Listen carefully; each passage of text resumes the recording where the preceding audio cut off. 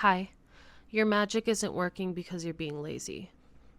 Oh, that's the truth though. So I keep seeing discourse online and in person, actually, in a lot of communities and groups and circles and whatever, around people's magic not feeling as powerful, or they feel like they can't tap into it in the way that they used to. And I actually think there's a lot of good reason for that. And I'm going to talk about it. I'm also seeing a lot of like Reddit threads and people in the comment section on like people's TikTok videos, like pop witchcrafty TikTok videos, asking sort of basic, simple questions like, what is this herb used for? When should I perform this spell? What is this deity like? And there's a lot of like uninformed, uneducated responses that are being given in return. And it's actually quite terrifying. Now, let me be clear. I am not suggesting that you do not go to your community for help and assistance and questions. That's not it. But I am curious. When was the last time you read a book? When was the last time you read a book or listened to a lecture from an elder in your practice or tradition? I'm leaving space for the crickets. When's the last time that you trusted your own intuition and sought out the answers on your own? How long has it been since you wrote your own spell or your own ritual and then performed it? Got your friends together, got yourself together, got your space together, and you patiently waited for the right moon cycle, for the right season, to have the right materials or ingredients, to have everybody together, and then documented how it went and its effect and its impact over the next couple of weeks, whether it failed, whether it didn't. When is the last time you had the patience and really took your time in doing all of those things? Do you keep record of all of your workings so that you can compare these things? You should be. Have you taken months to a year to sit with one particular herb or crystal to really get to know it? How to use it, how to be in communion with it, how to feel its power and its energy, to really get to know it like a friend? Or did you ask ChatGPT or Google what you should use and just go with whatever answer that was? You're not learning and growing if you're not thinking and doing. And over the last few years, I've seen some really concerning dialogue around witchcraft and like in the pop witchcraft spaces on social media. And I really want to address a few of those here as someone who has been a practitioner for over 20 years and someone who actually teaches witchcraft and runs a women's spirituality institute. First and foremost, anti-intellectualism and rejection of the teachings and the writings and the theories and the practices from our elders is on the rise. It's been on the rise for some time, but boy, has it reached a pinnacle. Okay, so when Twitter was still Twitter, there was this massive discourse. I'm not on there anymore, so I couldn't even tell you what was happening because I don't want to be. But I remember this massive discourse around anti-reading and this rejection of anything that was written about, like in a book about witchcraft, in favor of one's own experience. And here's why that's a problem. Everything we have now, what we know about ancient witchcraft or pagan practices, is thanks to the work of elders within pagan traditions. Now, some people subscribe to the idea that modern witchcraft traditions, such as Wicca, for example, come to us from an unbroken line of ancestral traditions. Now, I don't personally believe this, But I do believe that we are constantly building upon the foundations that our ancestors laid for us. Crucially, our ability to be out of the broom closet is thanks to the work of these elders. Folklorists from the 1920s like Margaret Murray, high priestesses like Doreen Valiente, founders and feminists such as Starhawk gave us the theories, the ritual formats, and mythological history that informs a great deal of the basis for our modern practices. These people and many others were operating at a time when persecution and social othering was very high, and they were operating outside of the broom closet so that we can have that information today. Academics and folklorists such as Ronald Hutton and Helen A. Berger have written extensively on ancient and modern paganism, and that's just a small sampling of European and North American paganism and witchcraft. There are so many elders in varying traditions writing about their pre-Christian, pre-colonial, and indigenous faith systems, such as Yvonne Chirot, Corina Kylo, Sophie Bunding, Carol P. Christ, Jeanette Rodriguez, Kucha Riesling Baldi, Kokan Sasaki, Sophie Oluwole, Gloria Anzaldúa. Many of these people were and are pioneers, putting the pieces together for us. And without them, we wouldn't have completed myths, translations of ritual practices, critical analysis of when, where, how, and who was involved and why. And I'm certainly not arguing that these people never made any mistakes. I think that would be really silly if I was. But we have all of this information from which we build our practices on because of them and their courage and their smarts and their desire to be able to practice their faith or their traditions and talk about them openly. But I am arguing that when you forget where the knowledge comes from and who gave it to you, that you are severing community connections and ancestral pathways. Believe it or not, anti-intellectualism goes hand in hand with my next few points, and the next one that I'm going to talk about is appropriation. So when you only rely on Google for your information, you don't actually know where that information is coming from or where that person even got it from. A big problem for many Americans is that they don't know their lineage, and so they don't know who to turn to for help or inspiration.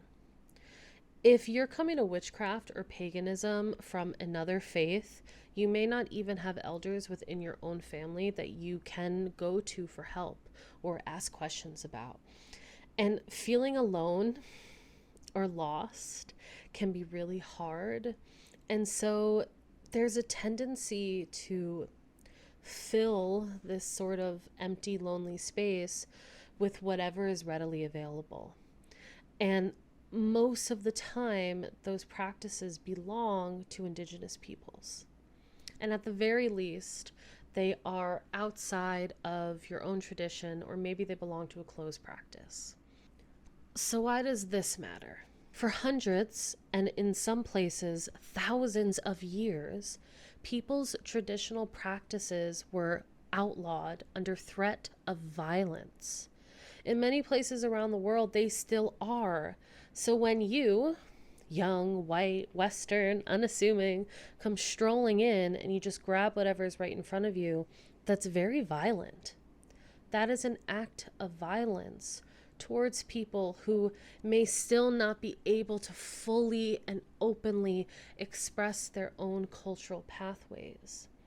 I also think it's an act of violence toward yourself, your own lineage, and your ancestors. Oh, but I don't know anything about Lithuanian practices. There's a book for that. But what about Macedonian pre-Christian? There's a book for that. Oh, but what about Albanian spirituality? There's a whole center for that. I did a couple of quick searches, and it took me to peer-reviewed articles, published books, folklore databases, folk practice databases, myths, like all of this stuff, it exists. And what I would also really encourage us to remember is that a lot of what our ancestors believed and practiced can be found in other expressions of the culture. So for many of us, language is gone, and that is a horrible, terrible thing. And we should all be actively working on language recovery. But folk costume, myth, children's folk tales, food, beading, sewing, drumming, music, song, dance, all of these other components of a culture can inform how people feel about certain things. And that is a very tangible aspect of knowledge reclamation, and knowledge reproduction that people oftentimes ignore or avoid because it takes careful study. It's hard work, but it's really, really rewarding, I promise you.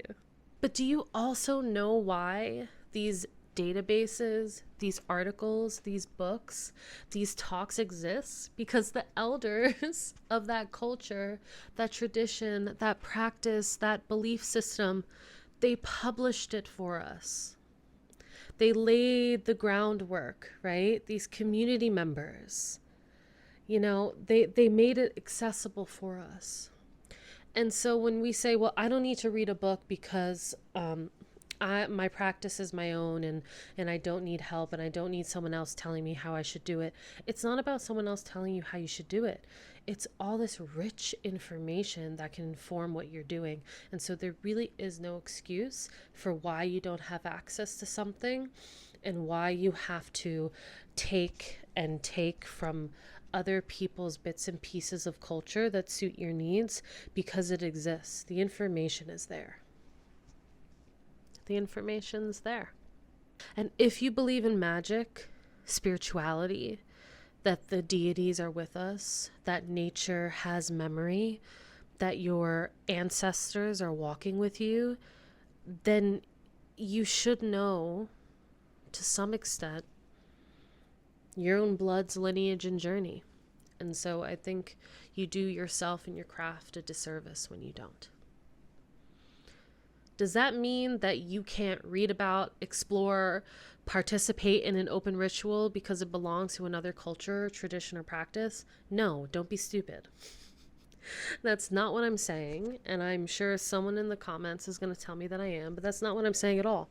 So back to anti-intellectualism and that Twitter discourse. So people were actually writing and telling other witches that they couldn't read books written by people outside of their tradition because it wasn't for them. And I can't remember exactly what it was, but I know the context was around African spiritualities or African witchcraft. And there were these white, liberal, Western witches saying, well, you can't read that. You can't read that unless you practice that. Well, first of all, are you stupid? Second of all, is reading practicing? Or is reading creating understanding of something? Also, second of all, you're not supporting people and their work by not reading it, right? You can support someone's work. You can read anything you want to read if it's been published and made accessible to you. And I think that you should. So tell me, what's the danger in learning about other cultures, people, and faiths? What's the danger in discovering the similarities and the differences between your tradition and someone else's? In developing empathy and finding solidarity. So I'll tell you, you're less easy to control and manipulate when you are more informed. When you have an informed understanding of your own history, your own culture, your own lost language, as well as an informed understanding of someone else, their history, their culture, their practices, you start to see how we really aren't very different from one another. Division and control, fear and violence, these things are easy when you have no idea who that person over there is. You have no understanding of them. You don't know anything. You don't care. Ask yourself who benefits from your lack of knowledge. And friendship. Who benefits from your lack of knowledge and friendship? No, I am not arguing that just because it's written in a book that it's 1000% accurate. I'm also not arguing that. People are people, and they understand, experience, and communicate through their own lens and understanding. That's why male archaeologists refused to recognize the power of the goddess in the ancient world for so long, and why so many people still do. We also have writing that's like super gender binary and refuses to acknowledge the massive prevalence of gender variance that has also existed for time immemorial. And also, the world is ever changing. And most of us, Americans, don't live in the same country that our ancestors come from. So then what, Freya? You just said that I had to only practice my lineage, but I'm not even on that land. So let's talk about unverified personal gnosis and intuition to fill in those gaps. So unverified personal gnosis refers to spiritual insights gained through direct experience, and many pagans rely on UPG as well as their own intuition to develop practices and create an understanding of the deity or deities they work with. There's nothing inherently wrong with this. Pagans don't have a holy book that gives us the one and only truth. But we do have myth and culture and language and archaeology and tradition. And all of that should inform your practice. And unverified personal gnosis and intuition should fill in the gaps.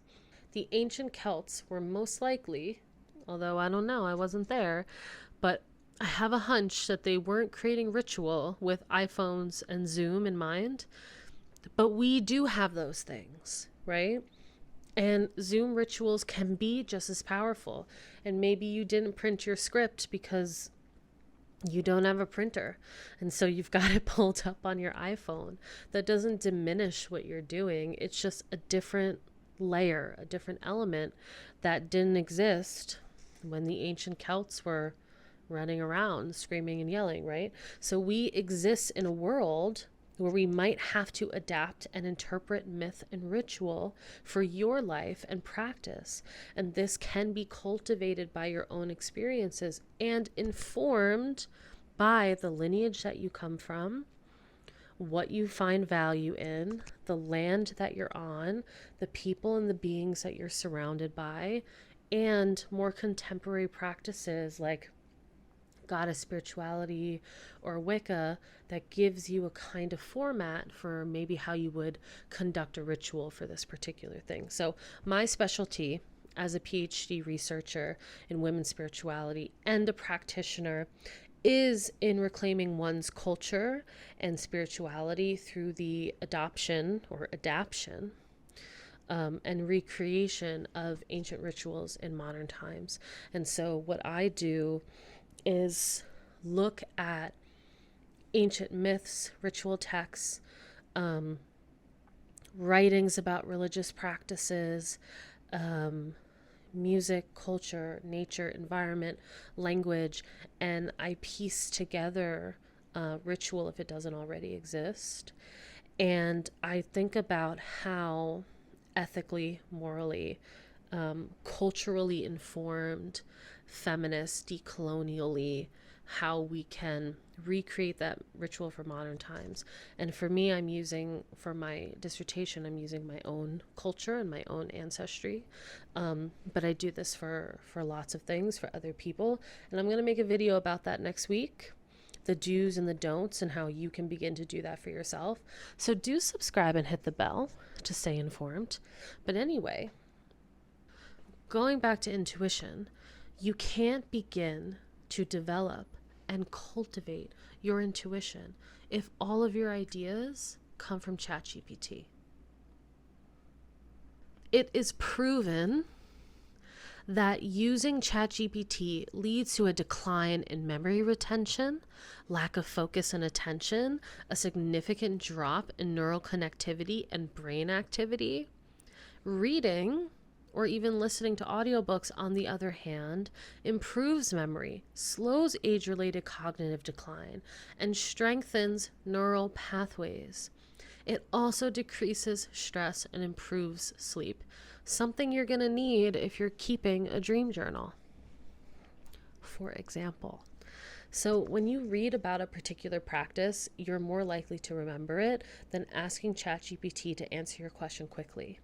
When you take the time to write your own spell, your own meditation, your own ritual, you start to work that witchcraft muscle, or work that magic muscle, work that magic muscle. I don't know, it just came to my brain. And learn about what feels good for you and your practice. Even if, because I've done a lot of research on this, even if you have like a pro account, which, like, if you're a witch and you are relying on ChatGPT and you are destroying the environment and the natural world, what are you doing? First of all. Second of all, let's toss that out for a moment. If you have a pro account and you have made it like detailed and geared towards you, you're still letting something else think for you and work for you, instead of thinking and working for yourself. And so you're not working that magic muscle, and you're not building trust, connection, trust in yourself, trust with nature, trust with spirit and deity, trust with the other people that you're doing workings with, trust with your ancestors. That's gone, because none of what you're doing belongs to you. Just thinking about witchcraft is not enough. It's a craft. It's a practice. It has to be worked at. And there's also an energetic negotiation, right? So, I mean, there's no like nice way to say this, but how dare you expect something to happen when you haven't actually put the work in yourself? Now, if you're a person who suffers from depression, for example, like myself, or there is some other reason that prevents you from active practice, that's okay. This video is not about that. It's not for you. Everyone's life and journey are so very different, but you also know the difference, as I do, between when I am physically or mentally not able to do something and when I'm being lazy, and when I'm making an excuse, and when I'm making a choice not to do it. Because it's hard work. It's hard work. I can't just go, oh, Inanna, please do this thing for me. Or what? Like, why should she? Why should she at all? And that's not to say that your relationship with your god or your goddess or whoever and whatever that might be, that they don't do kind things for us. That's not what I'm saying. But what have you done? What have you done? How have you cultivated that relationship? How have you cultivated the relationship with yourself and your space? Those are the people I'm talking to. Not to people who need a break or can't do something right now. That's not who I'm talking to. Not doing the work yourself leads to diminished forms of magic. And if you don't use it, you'll lose it. So tell me, what's the last book you read, or article you read, or workshop you attended, or talk you listened to, or workshop you hosted, or ritual you hosted, or spell that you wrote, or anything that you've done recently? I really, really want to hear about it. And if you have a link, drop it below, because we should, especially now, be supporting one another in community. So let's do that. Thanks for watching. And I'll see you next week. All about ritual. Bye.